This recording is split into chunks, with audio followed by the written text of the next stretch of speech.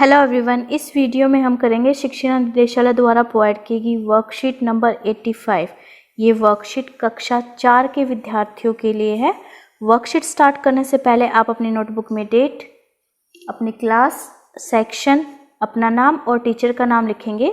ये वाली वर्कशीट आपकी हिंदी की पाठ्यपुस्तक रिमझिम से ली गई है और पाठ 1 मन के भोले भाले बादल कविता से ली गई है। आज की वर्कशीट का जो मेन टॉपिक है वो है पर्यायवाची शब्द।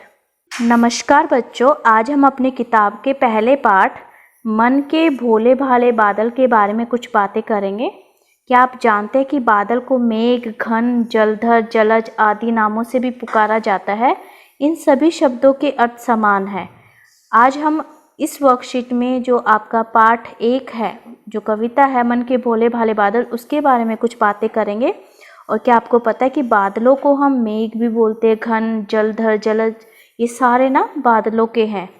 इन सभी शब्दों के अर्थ समान हैं। इन सभी शब्दों का एक ही अर्थ है, बादल। समान अर्थ वाले शब्द समानार्थी शब्द या पर्यायवाची शब्द कहलाते हैं। जिनका अर्थ समान होता है उनको या तो हम समानार्थी शब्द बोलते हैं या फिर पर्यायवाची शब्द बोलते हैं। आइए कुछ और उदाहरण भी देखते हैं। चलो हम पर्यायवाची शब्दों के कुछ और उदाहरण भी देखते हैं। जैसे सूरज, सूर्य, सूर्य को हम रवि, दिनकर, भास्कर भी बोलते हैं। वृक्ष यानी कि पेड़ को हम पेड़, वृक्ष, पादप, तरु भी बोलते हैं। और यह पानी, पानी को जल, नीर और पेय बोला जाता है। ठीक है, ये पर्यायवाची दिए गए इन तीनों के। अब देखते हैं आगे। प्रश्न नंबर 1 है, नीचे लिखे शब्द समूह में उस शब्द पर गोला लगाइए जो उस समूह का समानार्थी पर्यायवाची नहीं है। जो पर्यायवाची नहीं है, 3 शब्द है, 2 पर्यायवाची, 1 नहीं है। जो नहीं है उस पर गोला लगाना है। दिन, दिन का पर्यायवाची दिवस भी होता है, वार भी होता है, दिवाकर नहीं होता, तो दिवाकर पे हम गोला लगाएंगे। जंगल का वन, अरण्य होता है, उद्यान नहीं होता, उद्यान बगीचे का होता है, तो इस पे गोला लगाएंगे। नेत्र, नेत्र, तन, नयन, लोचन, तन नहीं होता नेत्र का। नयन और लोचन दोनों का मीनिंग भी आँख यानी कि नेत्र ही होता है। हवा, समीर भी हवा होता है। नीर पानी होता है, देखो यहाँ पे हमने पढ़ा था ना, तो नीर हवा का पर्यायवाची नहीं है। पवन भी हवा का पर्यायवाची होता है। ये हो गया क्वेश्चन नंबर 1।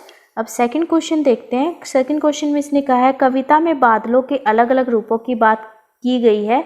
चलिए इनमें से किन्हीं 2 रूपों के चित्र बनाने की कोशिश करते हैं। जिस कविता की हम बात कर रहे हैं, इस कविता में बादलों के बहुत सारे रूपों की बात की गई है, अलग अलग रूपों की।